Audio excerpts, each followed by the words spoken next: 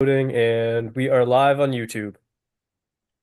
All righty, welcome everybody. It is Tuesday, April 22nd. This is the House Energy and Digital Infrastructure Committee, and we are continuing our discussion of State of Vermont IT funding. And so we've asked Secretary Riley Hughes of ADS to come and talk to us again about all of these topics, because we haven't checked in with ADS in a while.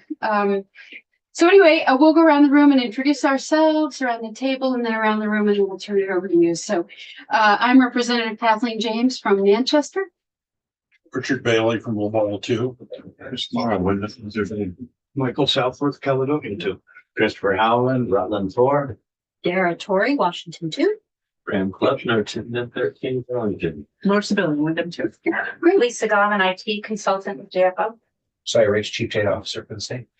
And Kate Slocum, CFO for Agency of Digital Services. Great. And on the screen. Scott Campbell from St. Johnsbury. Great. And Jack Locker, Committee Assistant. Thanks, Jack.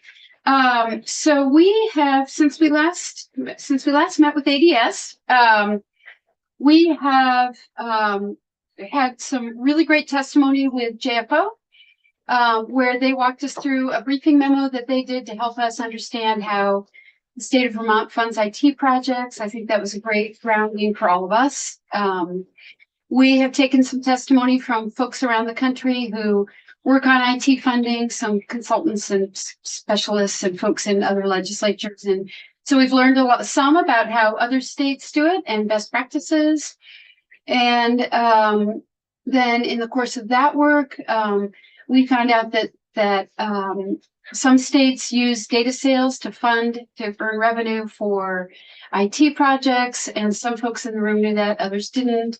So we want to learn more about that. And we just got back from Senate institutions where we introduced H458, our ADS reporting bill, and they have interest in taking that bill up, which is exciting. So with all of that having occurred here in our room, we wanted to hear back from Secretary Riley Hughes on everything that we've been doing.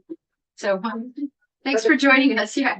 Thank you. For the record, Denise Riley Hughes, Secretary for the Agency of Digital Services, but also the Chief Information Officer for the state.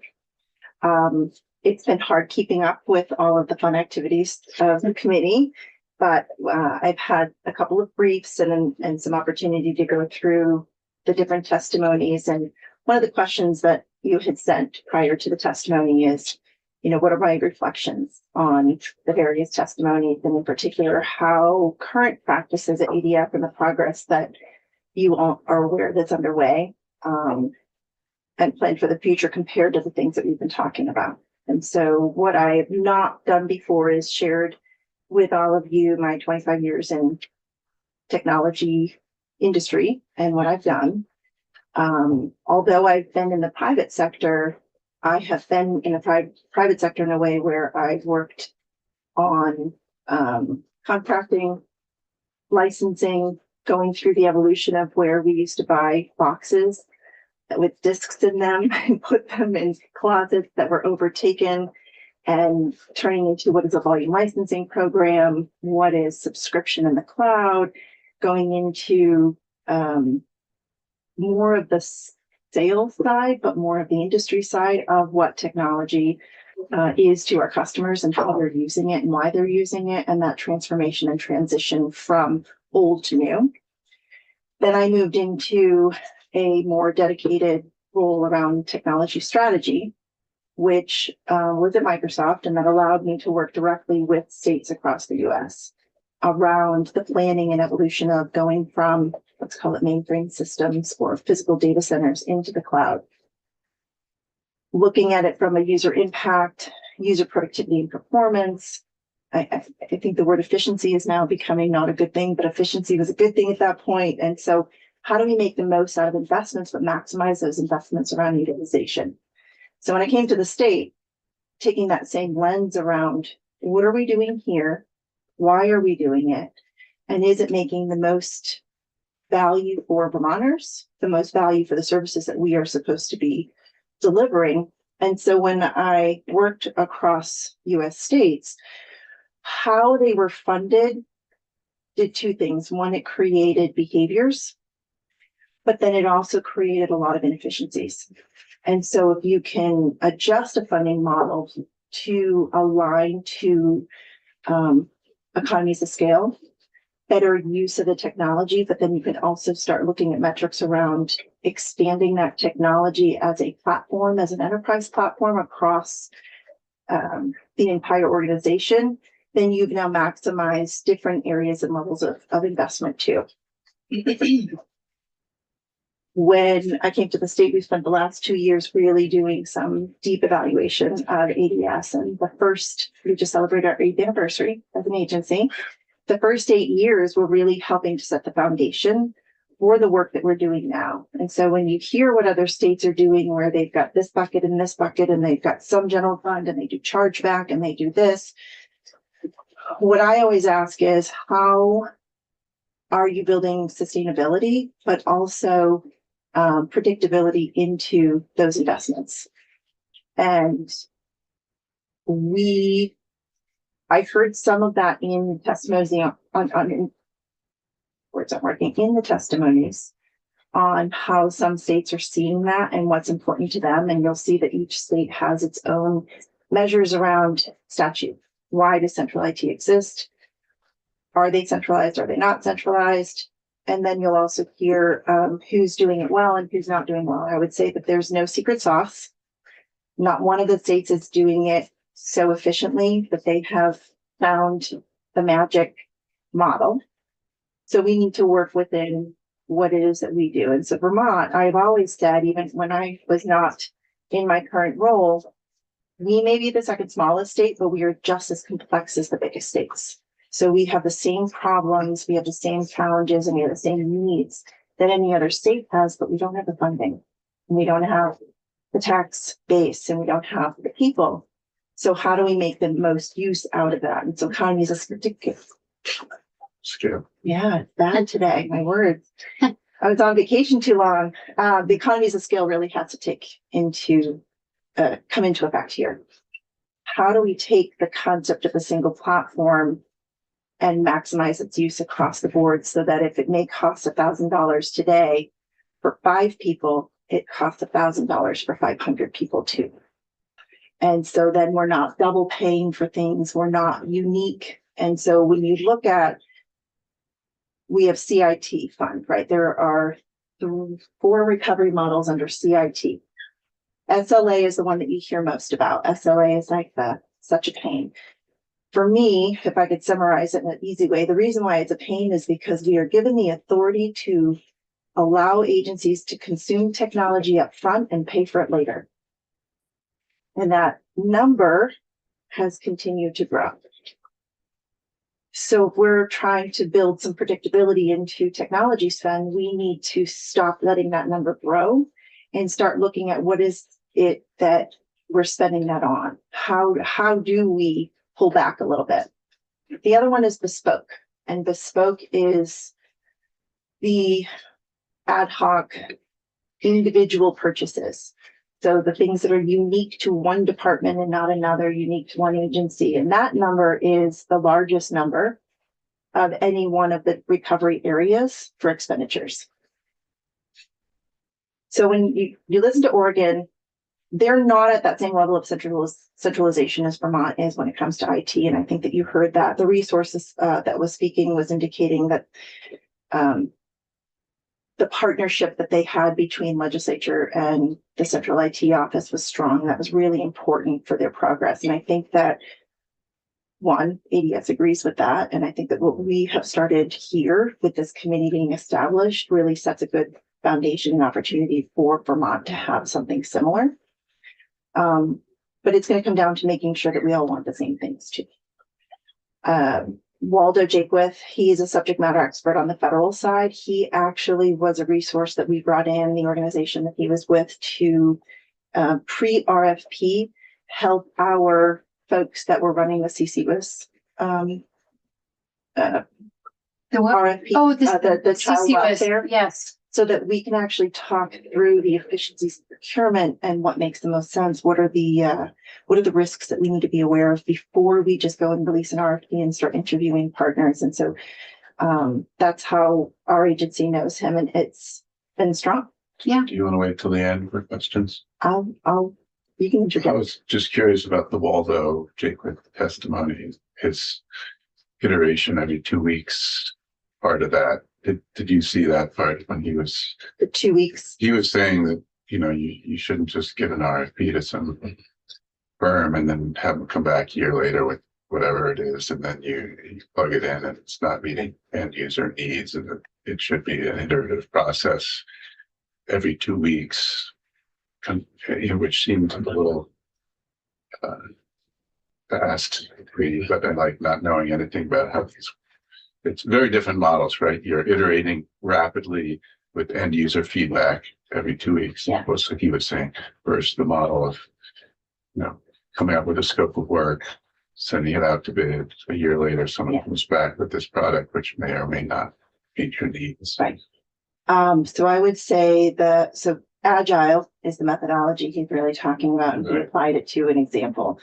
We use a hybrid Agile methodology as well.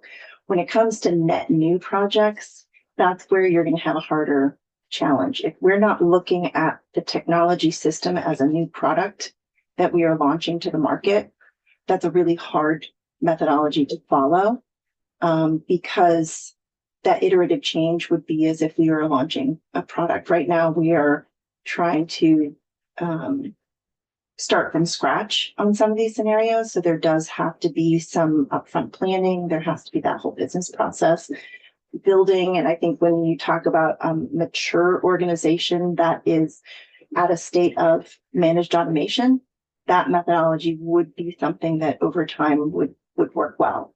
We're not there yet. But I would say we do align to his recommendations on Agile. We also align when it comes to some of the easier tangible outcomes. That is the methodology that we employ. So we took that approach when it came to the last summer, the EBT program. We could have gone all in with this huge project and missed an opportunity to issue summer EBT benefits to the eligible families that would qualify. Or we could say, hold on, let's just pause for a second. We don't need this big bang. He said big bang.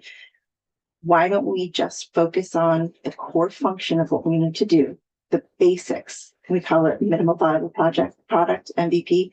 Let's get it out the door for these, and let's not let the unnecessary details get in the way. And that's what we did in 6 weeks. Yeah, 6 weeks. Something that was initially planned as being a 2-year effort. It took us 6 weeks. So we are able to start taking that approach. I will tell you, one of the challenges that we have is that if we are forced to use timesheet billing and charge at the micro level for every hour spent for every resource in ADS to that project, and that agency or department doesn't have funding, we'll never be able to do it. So we kind of have to break that model a little bit in order to be more efficient and more cost effective. Doug Robinson, I think he gave a high level overview of state IT across the US. I think that I guess I would be remiss if I didn't mention that it did not give the committee an opportunity to really learn more specifically about how Vermont aligns to those models. I had a lot of notes that came out of that meeting that were not really worth sharing necessarily, but I would say that the initiative that we are trying to move forward with core enterprise services is directly related to what you're talking about. So Kate and team and I have spent the last 2 years getting a handle on what are we spending our money on, what is coming in, what's the demand, what are the unknowns, budget to actuals in each one of the different areas, but what are people actually doing? So if we're spending this much in timesheet billing, are people doing the same thing? And then we ended up finding out that the things that we were timesheet billing for were the same things that we were also charging other departments SLA for. So the inconsistencies were almost creating a transactional, reactive model for IT spend and billing, and we have to break that. So with core enterprise services, it is designed specifically to address IT expenses, the budget, the planning, the resourcing, and the servicing of specifically core IT services. So we're talking about help desk and desktop support. We're talking about networking, accessing the state network from wherever you are, no matter what building it is, no matter what facility it is, security, those non-negotiables. We also included in the design of that some level of business architecture, enterprise architecture, and project management, so that we can have some of those front-end conversations without saying, well, how much money do you have and do you have enough? And so all of the things that you're learning about and hearing and probably feeling the frustrations on, like, why do we do it this way? We've asked all of those questions 10 times over. And so it comes down to behaviors have been aligned to how we've been funded and how our recovery model is. And we have to change that. I want to separate two things that I wanted to separate core IT services from projects. And the reason being is that core IT services are foundations of state IT, that the things that when you walk in the door, they have to operate and function. The other ones would be either net new, replacements, things are different. The UIM system is a perfect example, the unemployment insurance system. We had a system that worked for the time, and over the decades that it was in place, we have slowly outgrown it. We outgrew it so far to the point that it stopped working for us probably a couple decades ago, but we were forced at that point to change it. And so in a core enterprise services model, we'd like to see that less and less, but it's going to take some time. But I do want to separate core services from modernization. And I think JFO's memo did that. They looked at CIT and then projects. We have a question from Rep. Campbell. Yes, thank you. All this sounds really interesting and like a really good approach. I'm wondering how this fits in with the sort of concept of a web presence being iterative. In other words, being continuously updated, and maybe functionality is updated, maybe it's just content that's updated, but somebody's paying attention to that and making sure that everything that's on the web, which is the portal for government services now, how does what you're talking about adapt to that? We would consider web presence and web services to be part of core services. I'm not sure it's been treated that way in the past. There is a web portal board that I don't believe that we've really ever talked about in detail on, and we're going to spend some time, which is why I invited Josiah to join me today on that. We have, under statute established 18 years ago, a self-funded web presence, meaning that our web presence and the hosting of our websites must be self-funded under statute. And we'll end up talking about selling of information and transactions. Yeah. Can you just say that again? We have a web portal board that was established under statute that requires us to have a self-funded web presence in the state of Vermont. 18-year-old statute that requires some updating. And what does that mean exactly? Or have we not gotten there yet? I have a lot of questions about that. We Okay. have, can I ask Josiah to join me up here? If we're there, Well, if you have questions, we can tangent if you would like, or I can continue talking about core services, but I think this area specifically will touch on some of the other questions that you had regarding data selling or other ancillary funding coming in that is not covered under CIT. okay, let's go. Sure. Just don't lose your place. Cool. So for the record, Josiah Ray's Chief Data and AI Officer for the state. Yeah, so the web portal, the statute says self-funded, and that's a lot of question marks. What that mostly ends up meaning is transaction fees whenever we swipe a credit card in any, like either like over across the street in a physical location or online. There's a transaction fee and that funds parts of it. There's also the in some cases there's like a fee for actually accessing the service, like a $2 or $3 fee. But the statute says that our web portal is supposed to be funded that way. And that does not mean that all of our websites are funded that way, because obviously many of our projects result in a website. Yes, go ahead. What is the web portal? It's as originally envisioned in the statute, it's everything online. Which is why, as Denise has said, we've outgrown that. Mostly now what we've kind of scoped to be the web portal is our Vermont.gov websites, like the contract we have specifically with one particular vendor, Tyler Technologies, previously VIC, Vermont Information Consortium, And then Nick. and then NIC, National Information Consortium. They've been acquired a few times. And that's all of our kind of state branded web template. So Vermont.gov, digital services.vermont.gov, kind of all The those. agency's presence online and the templates that they use to store their core public information data online on our websites. So, yeah, So the data centers? No. If you go online and I do think I'm gonna Vermont.gov, need this Yeah. in for dummies language. Mhm. My if you sixth go on grade, to Vermont.gov. Yeah. And you see the page with the state house and all pictures, it's that. so just the hosting of the actual sites. It's the It's not hosting the of the hosting of site, all the data that we collect. It's just the hosting of the site. hosting of the sites, correct. those sites, some of the forms that are on those sites, those kinds of things, are what's considered in scope for the web portal. And, we think that that's not a great way to do it going forward. We'd like to, we have some language we can send over after.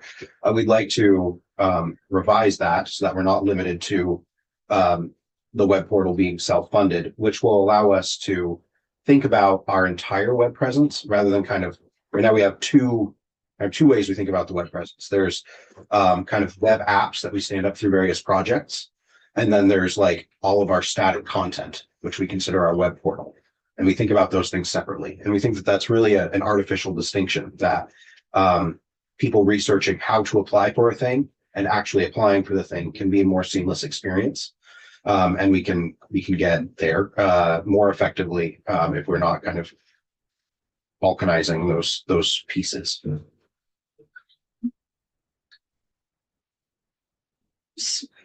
So we're talking about the Vermont.gov website that has information on introducing the agencies, introducing the departments. There's a couple things in there that, so if you ever go onto a site and it diverts you to something that is not Vermont.gov, that is not the web portal. Okay. That sounds So is like it each of the agencies' websites Yes, also? yes. So if I go to EHS or As long as it's not Transportation. Vermont.gov, that's what we're talking about. There are like two exceptions. Department of Health uses their own thing and ACCD's Vermont Vacations uses its own thing. But beyond that, all of those kind of top level sites are the web port for purposes of the statute. And to the representative's question, there is a lot of content in there. It's 160,000 web pages, and if you include all the PDFs and documents, there's probably one for every Vermonter. It's a lot of content, and so part of the work that we're doing this year, focused around accessibility, is going through that content and making sure that it's kept, that we've at least looked at it and made sure that it's still relevant to today. There's stuff that's older than me on our websites, and so some of that stuff does not need to be there anymore, or could be, reworked and made a little bit more easy to understand. Rob Klepman? How many pages do you need to review to check for out of date information? Lots. All of them. Yeah. So Like It's a pretty order manual of effort. magnitude, 160,000. 160,000 pages, and just Since you have AI on your name tag, does it all have to be done by humans or? No, it does not all have to be done by humans. So we're doing first pass with AI and kind of prioritizing.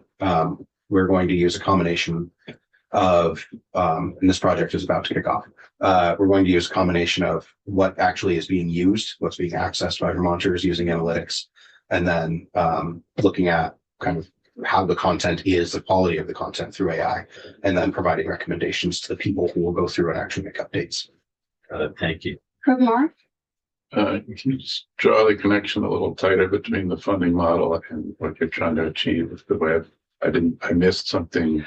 Oh, What's the barrier of the funding model to how you want to develop the web going So forward? the funding model, the way that it ends up getting tangled together is we'd like to make more seamless experience between the static content that we curate and the apps that we implement through projects.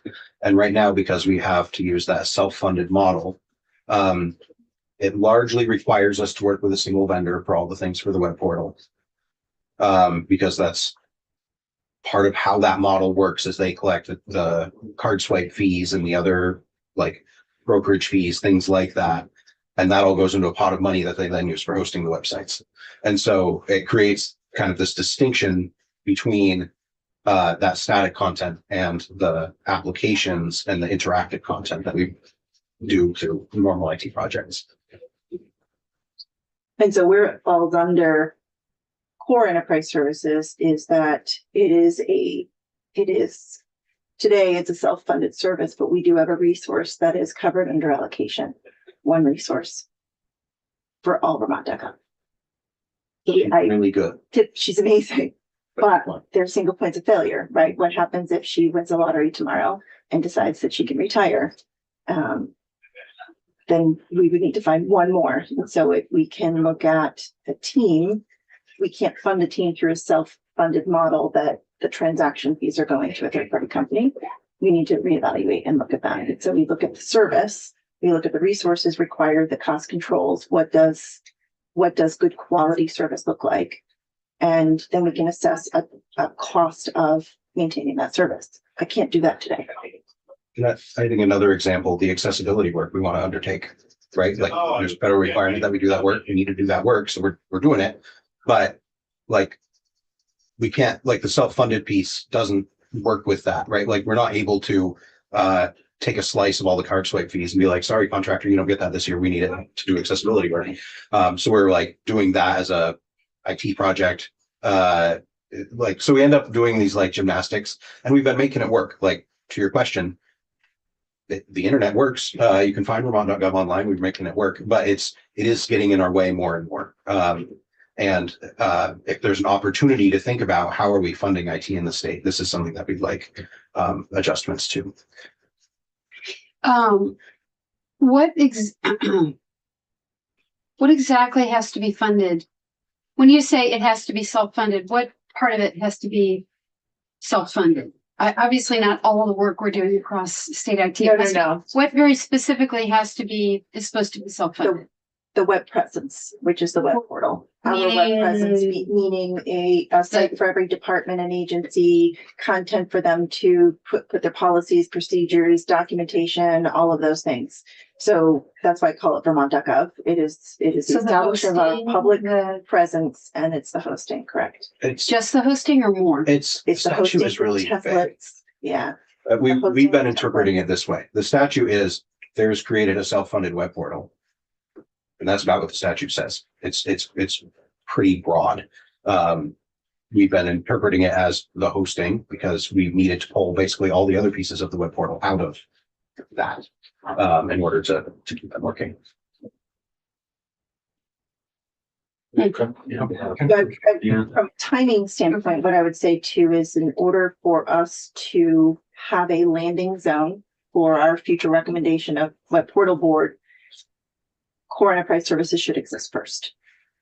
And so I know that the funding request that we have is sitting at about $10 million right now. That is for all enterprise IT services. And so next session, we'll sit down and really talk about this is what we recommend. We have to look at contracts. We have to look at term of contracts. We have to look at RFPs that are currently out today to replace those contracts. The effort underway around accessibility is going to give us a really good view into what's out there, what should be out there, what shouldn't be out there, so that we can kind of clean up things before we just go and do something different. Rick Campbell? Yeah. So, Secretary Riley Hughes, you don't have another model, another funding model in mind right now, or something that you can talk about that would be different from the self-funded model. Is that right? We have some proposed language to the current statute that does tackle that a little bit. Yeah, I think the core enterprise services model is what we see. We think that the current revenue streams that are there are still fine revenue streams to use. So the transaction fees, that sort of thing, can certainly continue to fund it. But we want to be able to say it's not only self-funded, it's also, you know, there's also like, we don't keep up our buildings through like self-funded model, right? Like that's not how we think about our physical infrastructure. And so 18 years ago, that was a feasible thing to do, right? But the internet is just like, that's how people access government now. That is our face. And we'd like to not just be limited to a self-funded approach to that. Okay, well, I guess I still don't quite understand how this all works, but so I think you said we have a single vendor who is the host for Vermont.gov. Is that right? Yeah. So, just what kind of money are we spending on that? Not to the penny, but roughly. It's self-funded. So, well, but we must know how much money is going into it, right? So we do see information from them that they report to the board on transactionally how much they are intaking from transaction fees across the site to fund the web portal. And I don't have the exact number, but it's a couple of $1 million a year. And that's money that they're taking on swipe fees, like we never see, right? Like it's all in there. It's part of the contract. But not like 10 or 15, like 4, 2 or 3, or 3.5. And who maintains each of these web pages? You mentioned the static web pages versus apps that you can access on the website. Who maintains the static content, or who updates the websites, I guess is what I'm wondering. So we have a shared responsibility model where our vendor does like the overall template. ADS kind of manages that relationship with them and works on, if we want to make an improvement that affects an entire site or many sites, that ADS will manage that. As far as like the words that are on the page, the pictures that are on the page, those are managed by each agency. And the functionality is that's I guess that would be something that the portal vendor manages. Yeah, I see. I've noticed that we're moving to a sort of a standard template where you have, I don't know, I guess 6 boxes across each page that lets you access certain types of content for each agency or each department. And so that's part of what the portal developer, the portal host is handling. yes. Correct. And what about other sort of functionality that users of the internet would expect now, like being able to sort and filter things and find particular content or particular issues. I'm thinking of the Office of Professional Regulation, for example, if you wanted to find something about a particular profession, or who serves what, or who serves what area, that sort of thing. Interesting that you bring up the Office of Professional Regulation as a specific example. That was one of those ones that the features of the web portal didn't meet their needs, and so they ended up using another provider. But in general, yes, we're working on adding more of those features to the base template and talking with Secretary of State's office and a few of the others about migrating in as we add the features that they need. But yeah, sort and filter depends a little bit on context. Generally, that type of functionality isn't there. Generally, that contact is what did you say? That kind of content Generally, is they have that kind of functionality. And I guess one of the other things that we're working on, because I have AI in my title, is how can we surface this content in ways that are more consumable by AI, and then also use AI to help people discover content that they need. So we've got a couple of pilots going on that. Happy to talk about. And just as a simple example, it's so that folks don't have to touch 160,000 web pages to find the information that they didn't know they were looking for. That they would have something really simple to use. And I would just say from 18 years ago, if you look at how we were accessing the interwebs and the internet, we were looking at desktop computers. We were using them at work. There was no such thing as the iPhone. We had Blackberries and they didn't have internet service. And so we're looking now at the majority of our users are coming in on mobile devices. So we need to make our web pages mobile friendly. This is about being able to provide information in a readily accessible way to all Vermonters.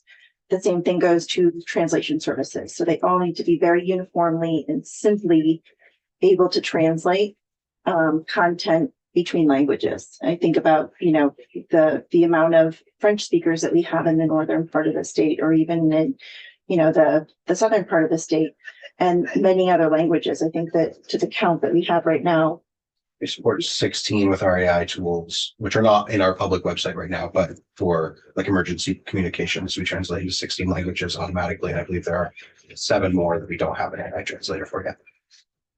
so the demand for change is, we're ready for it. And there's a content requirement and a usability requirement, but then there's also the funding piece too. So I think that we're going to have many more conversations about this. I'd like you to see our draft. I'd like to hear some progress from the portal board when they meet next, because they've also come to the conclusion that they have outgrown their purpose. I have a couple questions. So I'm just reading the statute.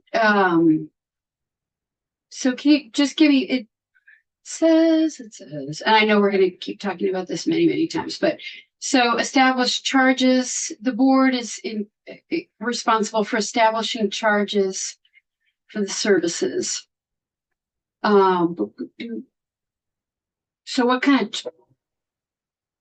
of charges, what kind of services are we talking about? Is this like getting a driver's license, filing a permit? It is. So any transaction that you take across state government websites, the web portal board is supposed to be They're reviewing it. reviewing whether we're adjusting those charges appropriately. So getting a driver's license, filing a permit fee, anything. And that's very like And is that 18 years ago. So Is that happening? Because it says the governor. there's some. I would say what I've seen them do is they are making sure when a request comes forward where it meets the requirements of a transaction happening, that there's uniformity to it and that they're similar. So one of the things that they looked at too, especially given that we were updating the DMV system, is how does that change the funding model for the web portal, and does it change the funding model? And so for some of the transactions that are happening, it shouldn't. Everything will still be going through the same measure, but those dollars and those amounts, and then also the records information that I believe is submitted to insurance companies, that's another trend that is all statutorily required under DMV statute. And so there's a lot of things beyond just tech that have to be considered when we start making these changes. That's almost a spider web of items. Because it looks like the board, it looks like the changes to fees originate with the board. They're submitted to the governor. And then the governor either approves or denies, and that goes to joint fiscal. That's the process. I do not believe that there have been any recent changes to fees. Like it's, I would be surprised yeah. if there had been any There's recent been changes no, to fees. yeah, no recommendations from this board since I've been with the state. Yeah, Okay. same. So So that's not, it's not happening. yeah, No. they're effectively not doing that work. And I think maybe there's a place for that type of thing to continue, but I don't think it's the expectation of Vermonters that when they use an online service, they pay a convenience fee in most cases. Like that's just like you have to interact with the government. It is now the expectation that you can do that online, right? And so some of that particular structure is, I think, not the way we see doing business going forward. Mhm. It's interesting though, because the flip side is that, you know, we have to be routinely covering the cost of these services in a way that keeps up with the changing times and keeps up with inflation and Mhm. keeps up with rising salaries. And when we continue to fall behind, you know, in not covering the cost of providing basic services to Vermonters, then at some point we can't provide basic services to Vermonters. I have seen other states do things like every speeding ticket you get, there's a $4 fee that goes to their IT fund, right? Like It's like a sin tax. yeah, it's intact, right? Like you have things like that, and like when you do your driver's license renewal, right? Like a portion of those costs functionally end up covering the costs of their IT systems, right? Like that's also part of this, not necessarily. That's not, you don't feel that as a fee as a Vermonter. You just feel Right. that as like I paid to renew my driver's license. But there are models like that. Mm-hmm. Rep Howell? Right, so if you renew your driver's license, you pay whatever it is. You put your credit card down, it's, the swipe fee comes out of the agency's money, they get $92 for, I don't know what it costs to renew a driver's license, but they get that portion of the swipe fee comes out of the agency's fund. It's call it $75. It's no more expensive to the person who's renewing his driver's license, whether he does it at a DMV or he does it over line, he pays the same amount. So the difference, that swipe fee comes out of DMV's dollars. They're the ones who pay the fee, not the renewer. It's a little more complicated that, but kind of, yes. Yeah, and then it will host their website, and DMV being one of the revenue intake agencies would also fund, let's call it ADS's website, right? It's not that easily dispersed. We can't follow the dollar Right. Today through every transaction and every. But so there are agencies that raise revenue and there's agencies that get web access that don't raise any revenue and don't Yes. therefore contribute to the portal. Correct. And then there are some who have determined that they're not going to use the core service, the enterprise service, and they're going to go off on their own and do something else and they're not contributing to the web portal, and the fees are being consumed someplace else. Oh, yeah. Thank you. So swipe fees, whatever you want to call it. Is there still monies being paid to those companies for hosting the service? So they're getting the fee plus a yearly operational cost? The contracts that I see coming through are for development of something new. So we need a new application to go out there and do this, but no, it's not covering the hosting. And are you finding that COTS-based programs are more beneficial than going to start from scratch and build, or just the opposite? It depends on the scenario. Not always are they beneficial, especially with the COTS ones can sometimes be seen under the bespoke space.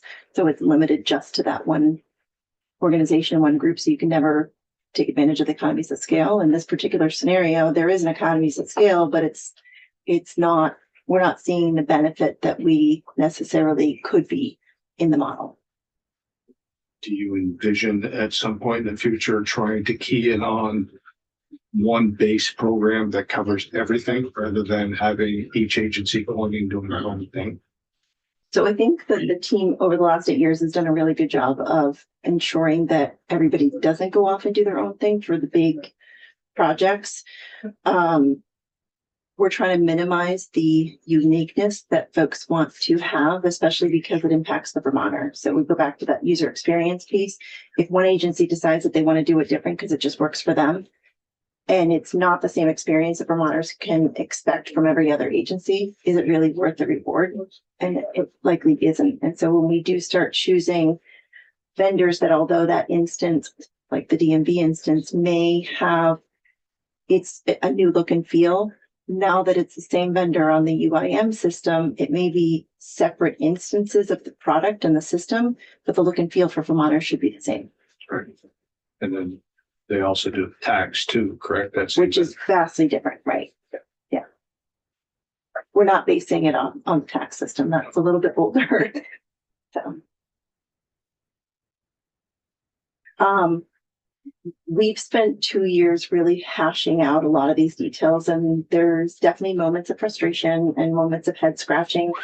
When it comes to the web portal, we know that the change needs to happen. It's not one of the areas that we're bleeding today. It is just an area of friction, frustration, and probably not enough information. Your team is working on that today. I expect that we're going to have a lot more detail to the committee come next session. Great. Did you read it? I do. Yeah, absolutely. You know, when was the last time the web portal board met? They met in November. Yeah, November, December. I don't remember the date off the top of my head.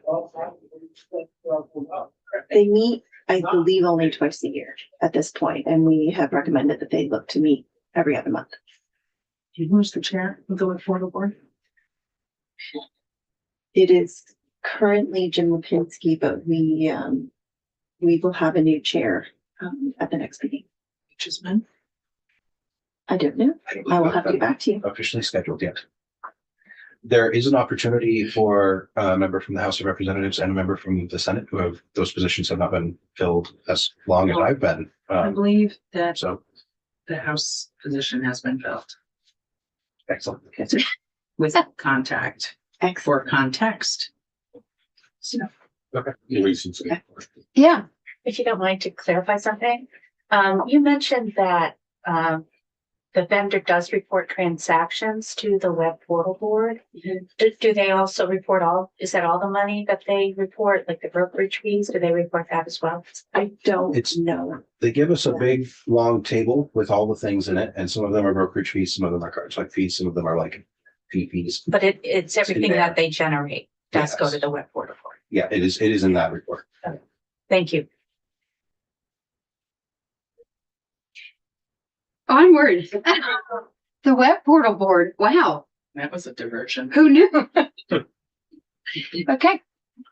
Great. I mean, I've been reading the statute. It's amazing. There's a lot of complexities to it, so I wish it were simple. Yeah.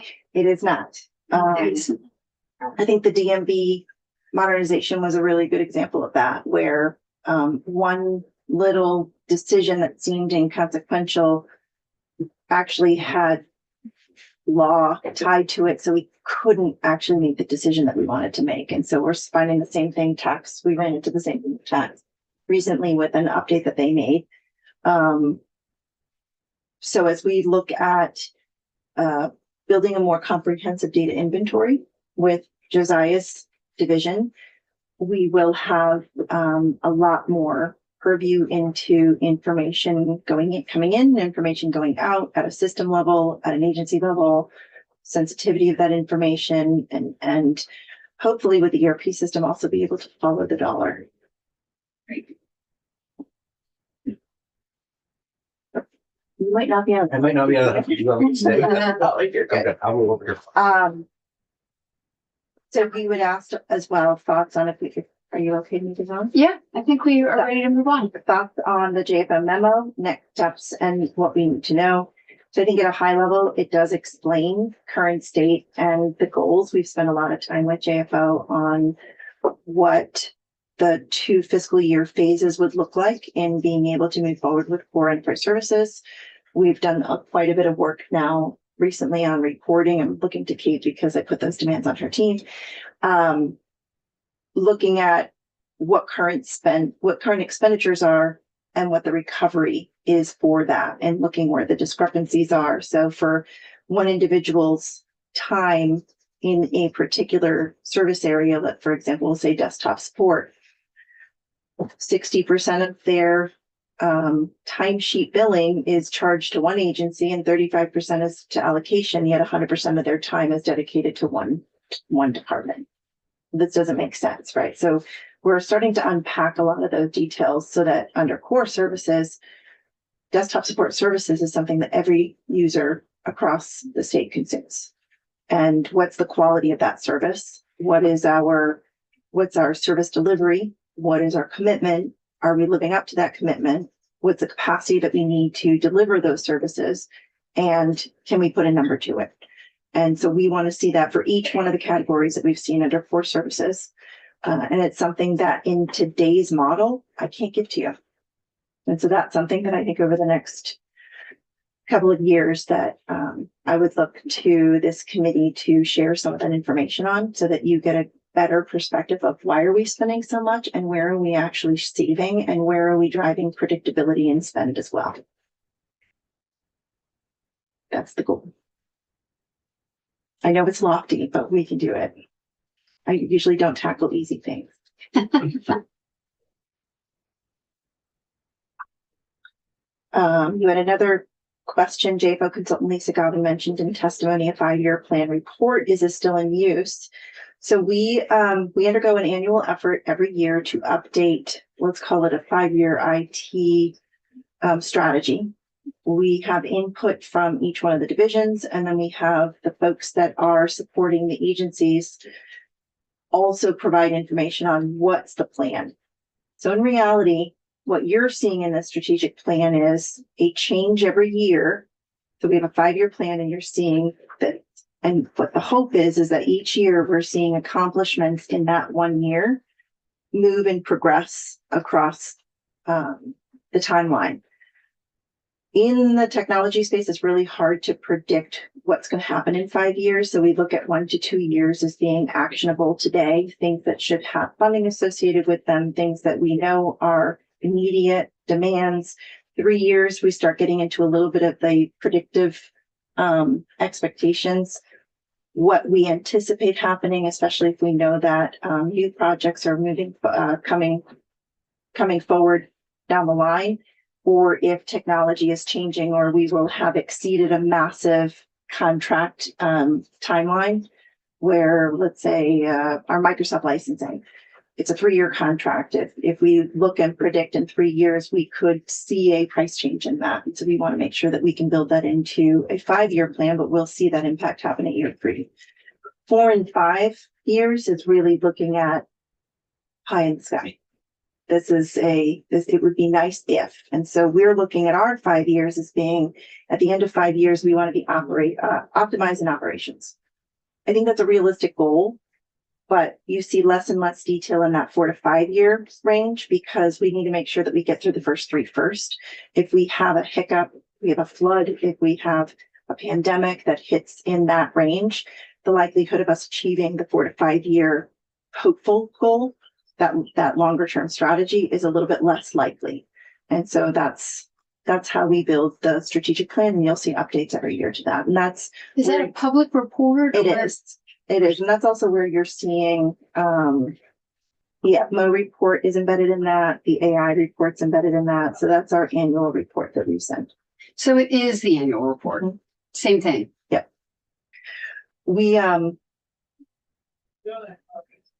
can improve some content in there when it comes to what are active, but I think that a lot of it goes into the projects today. I would like to have a whole section in there around core enterprise services next year, if we're able to move forward with things, so that we start looking at measuring the quality and the delivery of services across state government when it comes to core enterprise services.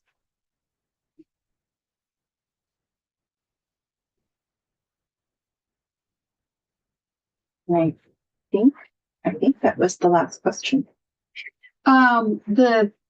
So I have I guess a broad question that we're not going to answer today. It's going to be part of our work. and probably for a long time, but you know, what I'm really interested in is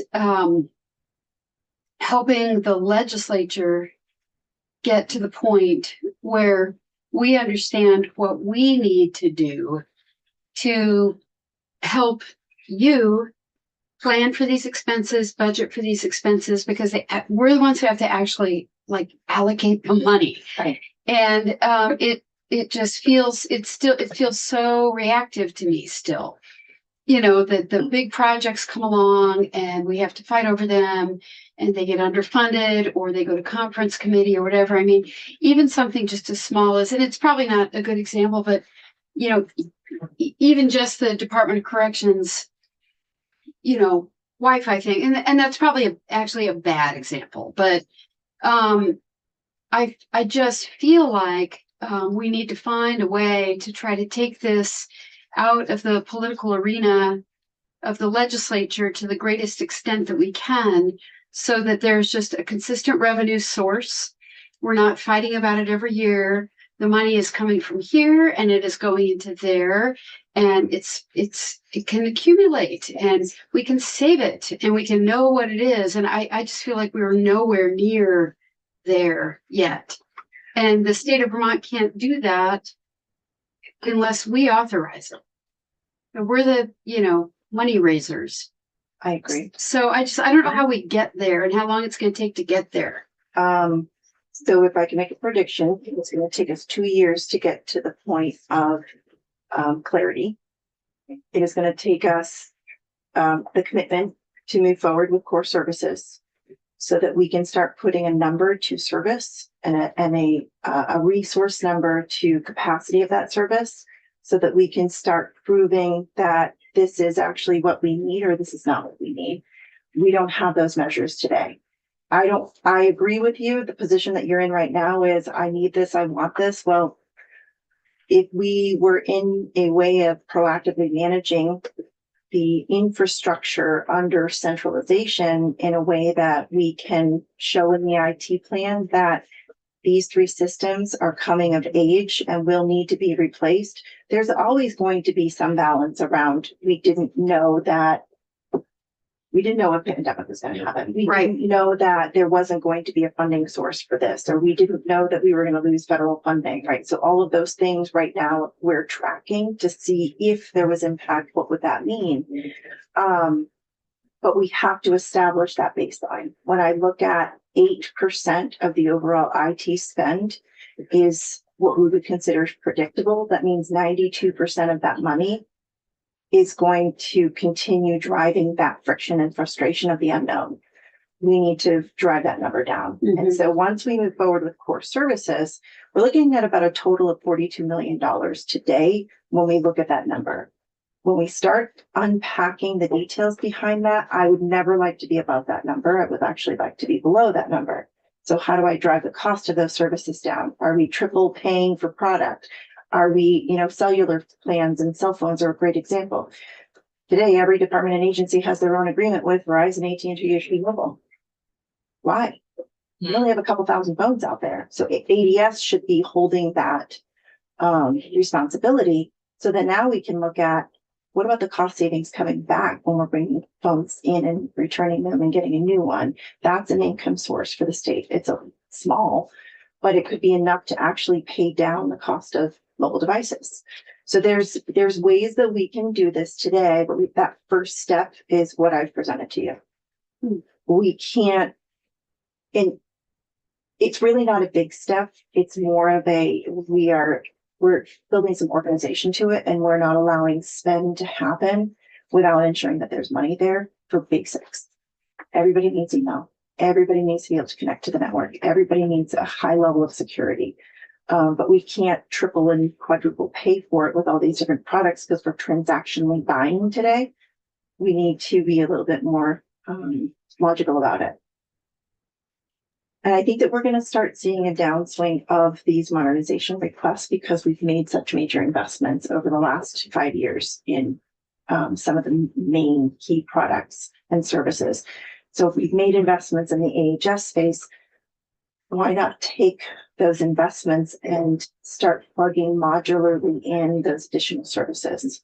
Why would we need to build something new for DCF or build something new for, VDH? Why not take advantage of something that another agency has already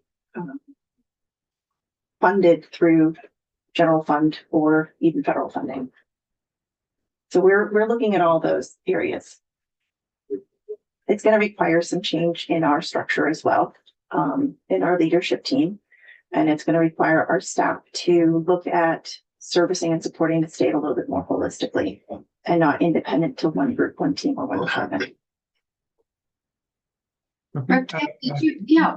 Yeah, so I'm wondering what specifically we can do, this committee can do to help you do this.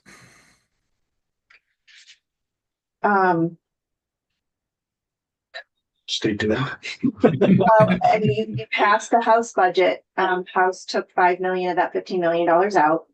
That was challenging. But language was put in that allowed us to hopefully move forward, while acknowledging that we will continue deficit spending, but going into the next fiscal year, we should be able to recoup that. We've got some considerations too, that right now the number last year on bespoke purchasing was $57 million. That's a lot more than just core services that I gave that number to you. So $57 million means that your core services don't meet my needs. I need something unique for my department. There should be a similar to, the administrative fees on the grants, 10%. There should be a 10% fee associated with every bespoke purchase, so that will actually buy down the deficit. And look at $57 million, a 10% number, that would have made up the gap that we lost when the budget passed over to Senate, right? So there's ways that we can start looking at that. Taking on services in an enterprise scope also does that too. It would not be fair for me to acknowledge that while I understand judiciary needed to go independent because they wanted to manage things on their own, that was at a cost to the state. That is costing the state more money. That is not saving the state anything. And so for every new service that they want on board, that's an additional cost to the state. They're a separate branch of government. Similarly to legislature, you don't want me managing your email. You don't want my admins having access to your email. So while I understand that, we just have to acknowledge that that does create cost increases, and it does create a more demand on taxpayers.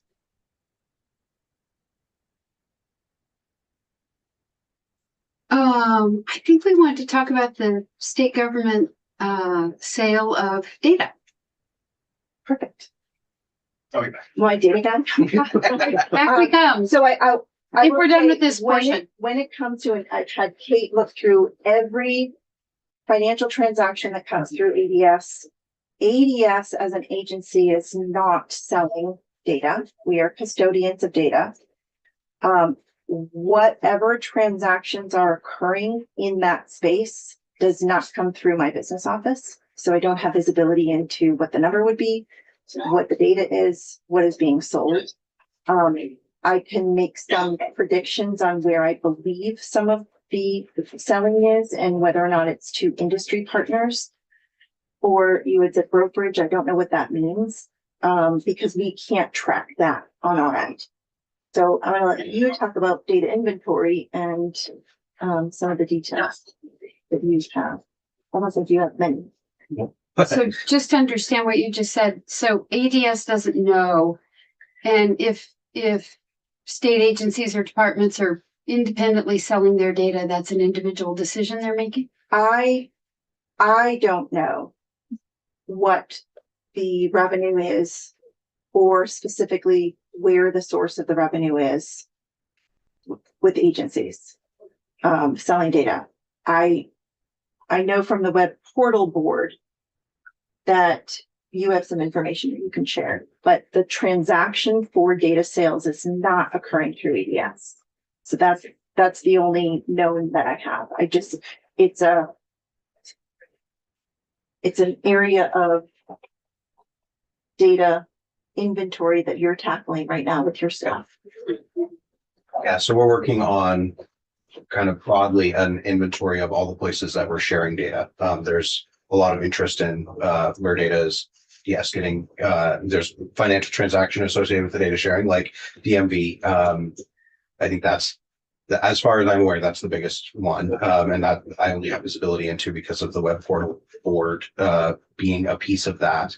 And the way that that's shaped is it's motor vehicle information that goes to like insurance companies. It's not DMV like directly selling everybody's data to a data brokerage firm, for example. It's constrained by federal statute in its uses.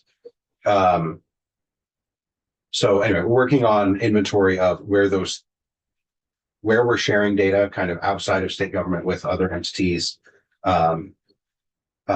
including other states, including the feds. I guess there's lots of examples of that, and like message switch and things like that, where other states share data through the feds to us. And we're working on getting inventories of that type of thing. It's not specifically answering your question around data sales, but that process will include places where the data is being sold. So we've just started undertaking that work at the beginning of the year. Yeah. We've identified around 300 feeds so far that we're tracking in addition to our open data portal. Those are just data feeds. That's not data sales. Correct. So the data feeds I from. just wanted to clarify that. If I threw out names of elected offices or departments or agencies to say I believe that they are, I don't think it would be fair because I don't have a contract that I validated that on, and I don't know exactly what would be sold and who the partner is that they're selling it to. Rep. Sebeli? And Lisa also has a question. Mhm. So I have several questions. So, to what extent are you, is ADS involved, aware of, financing of IT projects for various agencies? I mean, is that something that you're not like a casual bystander, or so you understand what's happening in terms of how projects IT projects, yeah. Yeah. And then, who would know or authorize the sale of data or sharing of data if it's not being sold? So it would be flowing through each agency. If there's money associated with it, I imagine that their business offices will have that information. But we're talking about data sales. It's a little different from how we think about IT projects because it's much more of an operational thing. It's an operational revenue stream rather than the IT projects, which are on the implementation side, standing the thing up. And that's why we don't have visibility into those pieces of it. So the data is being collected digitally. And you are providing digital services. Is there some other entity that, so I'm not, who would be best positioned at the administration level to understand this across? We are taking this on to understand this. That is part of the inventory effort is what are you doing with your data? Okay. So we have taken on the role of custodians of data. That doesn't mean that we're the rulers of data or we are the owners of the data. And so that's the balance, is that we've been the custodians, but we've not been the managers. We're going to, through the inventory, start looking at informing to be able to have comprehensive management of data, not just custodians of data. Yeah, it definitely seems to me that this should not be like every agency making up their own rules. Is there anything in statute that prevents you at the Agency of Digital Services from getting that information from each and every agency? How about from the constitutional officers? Nothing that prevents us. So you can request that information from them. And that's what we're in the process of that now. And that's why Josiah is sharing it, as the effort is broader than this, but as a component of it is the data inventory. And is the effort that you are engaged in right now on sharing and selling? What can you describe what the effort is? It's on sending, receiving, automated sending, automated receiving, MOUs that are in place, data sharing agreements that are in place, reports that are being sent, the mechanism that it's being sent through, whether or not it's a state system or just email, the security measures that we are ensuring are in place in sending that data, the level of sensitivity of all of it is. So it's a lot. Retention policies. There all of is a this. lot. Yep. I'm just looking at the privacy policy that's linked at the bottom of Vermont.gov. And one of the first things it says is that you should examine the specific privacy policy of each state site you are visiting to determine the operative policy for that site. And the reason for that is like, in general, that's our privacy policy. And if there's not a specific privacy policy, that's the one it defaults to. But for example, Department of Labor, your data is shared with the feds because that's how Department of Labor works, right? So sites that have specific policies beyond that, we put that in there to be like, this is the general policy.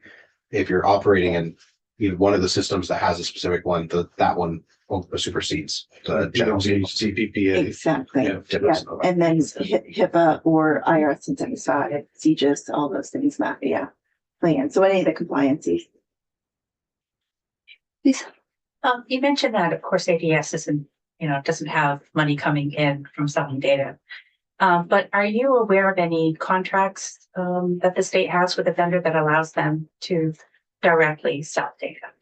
And I think that was like how the web portal works. It's sort of done on their side. When I listened to Doug Robinson's testimony, that was one of the things that we did was ask to pull the Tyler contract to see what that looked like. And Josiah is going through the report around where it shows brokerage, what is that data specifically? And so we're in the process of tracking specifics. And I'll say 6 months ago when we first got the Tyler report, that wasn't visible at that point. That was something we've been working with them on because we realized, wait, that's a revenue stream in here and we can't tell which line item that is. And now we've been working through that with them and they're getting much better. And are you aware of any other contracts that have a provision, any like that would allow the vendor to directly sell?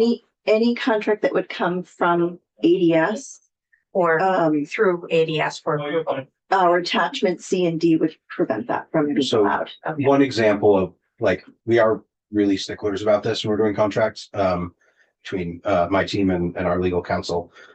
We have had a number of folks kind of adjacent to this want to use state data to train their AI models so that they can sell those. And that is something we no. There was one case where we allowed it, and it was because there was a significant benefit to the state, and it was all de-identified and no longer attached to the state once they used it. And so we were able to put enough constraints in. We were able to be like, okay, this makes sense as insurance. It was modeling for HR what our insurance usage was going to be for state employees. But in general, we are very strict on that. And I know we're really getting into some specifics, but this is what you touched on, Lisa, is what we are dealing with on a daily basis. Every Friday, we have what's called PAT review. Every contract that has digital data sharing. When I say sharing, it's like even the folks who do transportation for our AHS departments, those contracts come through PAT review, which is ADS review. Our legal team, our security team, our data team, our CFO, every one of our central offices are reviewing those contracts before I will even sign that. I need an approval from Pat before I'll sign it. We've had a couple of recent contracts with the modernization projects where we almost terminated the negotiations because of the sensitivity of the data. They wouldn't agree to the state's terms. And those are important. And we can't do business with organizations that would, so I don't want you to be stressed. Because we take that stress on, and we also have a lot of provisions in place around our processes to make sure that those things don't happen. We are still cleaning up some things that existed before ADS was around. I mean, I'm really happy to hear that you guys are working on this, but also I'm just really alarmed in general about the scale of this. So what Denise just said about Pat and our review process, we expanded it over. I'm a chief data officer for a year now, right? Almost exactly a year. When I took over, we expanded and are covering many more of the data agreements. Prior to that, we weren't. So things that, where those agreements are expiring, they will start flowing through Pat. They just haven't been yet. So that's why we're saying we can't tell you right now the contracts that have data sharing in them because they haven't come through They weren't. us yet. Because they never used to. They haven't renewed, they haven't expired, we haven't seen a refresh of those yet. But based on current policy, they won't be required to come through us. Victoria, Very easy question. What does PAT stand for? Oh, sorry. Procurement Advisory Team. I am so sorry. I really try not to do that. the draft language we were kicking around that we were thinking that on the Senate side, they might add to 458 has ADS reporting on this in December. Reporting To the on legislature. what? The scope of data sales and sharing across state government. He just died a little. Busy between now and then. No, I don't have a position on that. It's just work. Hiring your guy. Yeah. So I think that I can send you the, do you have the language? Mhm. Okay. I'll send it. reporting to this committee and some institutions. It'll be specific to data brokerage and data sales. So gonna start making some phone calls now. I'll send that along. Okay. Yeah, Mom. Just to revisit the statute question, you want to wait a year or two before we revisit the funding model of the web portal? Or do you, was that sooner? I lost track. I of would that. like to wait until next January before we ask for specific changes. And in the interim, whether or not we can, work with a representative from the committee during that time to say this is what we've discovered, I would be happy to do that. It's just a matter of, I really, really think that we need to get coronavirus services off the ground in order to have a landing zone for a potential model for the recommended changes to fit into. Yeah, that's fine. I just wanted clarity on Yeah, timeline. I don't want to wait 2 years. We can't wait 2 years. Okay. So less than a year. I think that It'd be great to be in a good position to try to take some first steps next year while we're in session. Yeah. Brett Bailey? Will you be able to roll judiciary under your umbrella at some point? we had them. Hmm? We had them under our umbrella. Last year they went independent. And how do they do that? They just went off on their own? There were some outages that they were experiencing with their Odyssey system and believed that it was related to the network.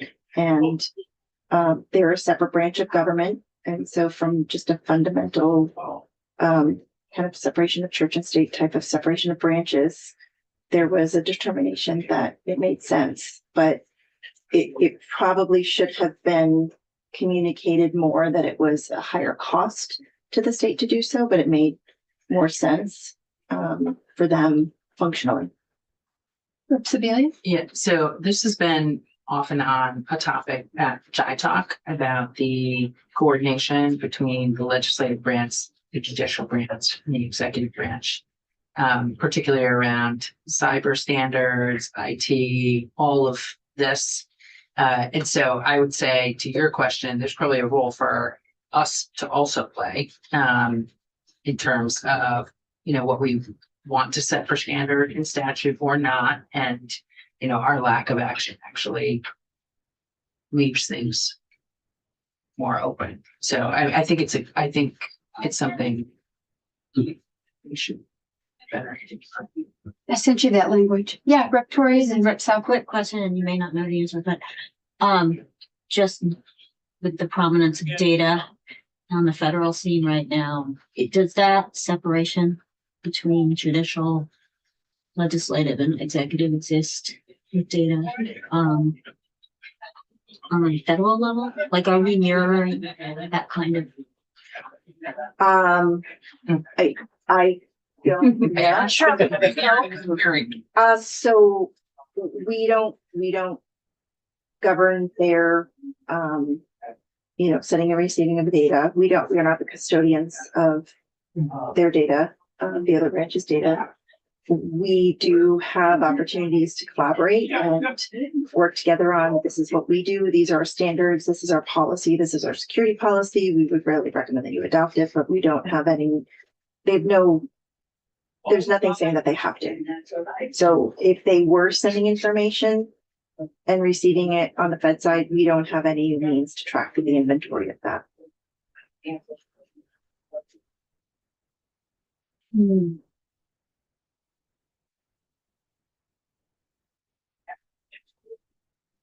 Did you have a follow-up question, or are you ruminating?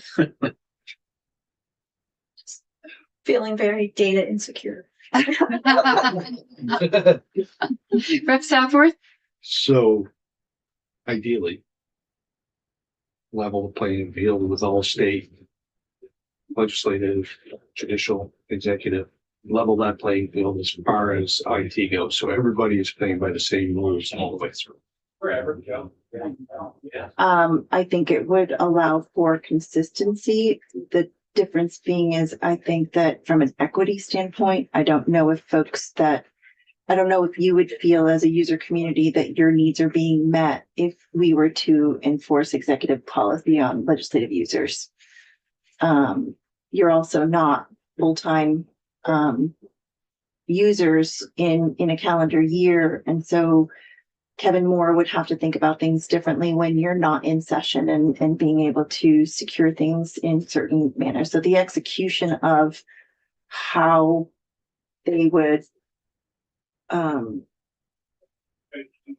enforce policy would be different and vary by branch. I do think that the more consistent, the better. I was just going to say that it'd be possible to have everyone get together and do policy review and find out the best policy practice period that covers everyone. You don't have to answer that. You don't have to answer that. I get it. It's tough, right? Where we are looking at a broad user community, and you would just be another set of users for us, where I think that when you're looking at legislative centralization of IT or legislative IT, that you are the one customer that they have. You are the one set of users that they have. And so what we have set for 9,000, whatever, folks under the executive branch may not necessarily suit the needs of the user community that would be within legislature. But from a security standpoint, we do work very closely with them on things. I don't know if they have set the same security measures. They've seen our policy. We've shared the policy. They've got some strong resources on both sides that make sure that folks are protected.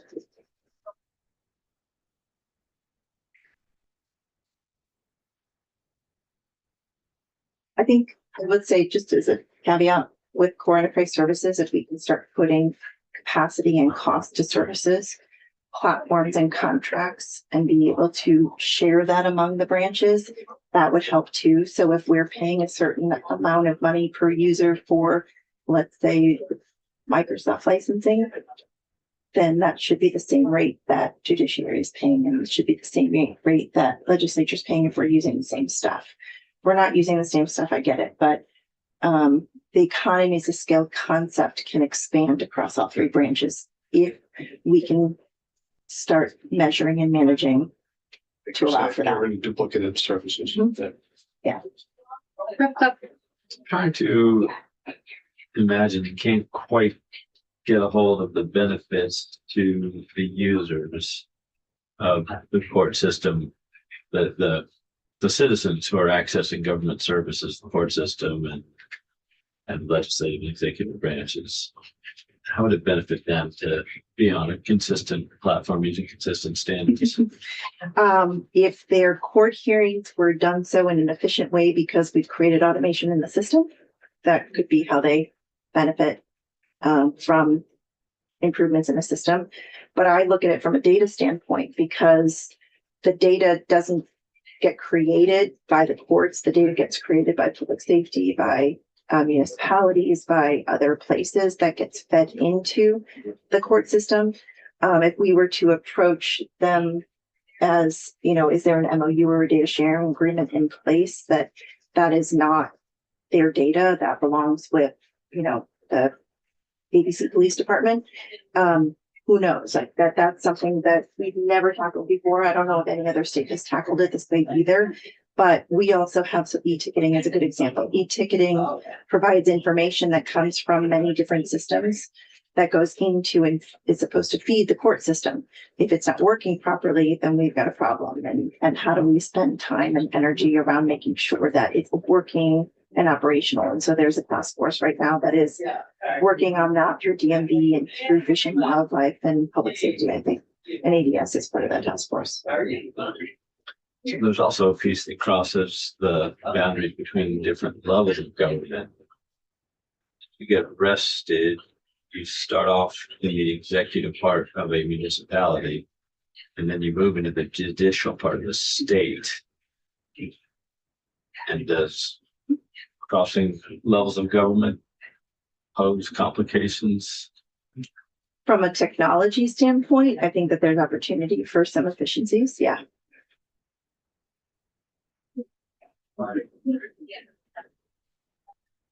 All right. Any other questions? Okay.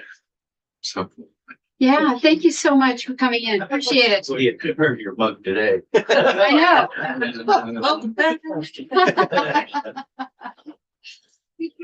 That was mug worthy. Jack, we can go off live. Bye, Scott.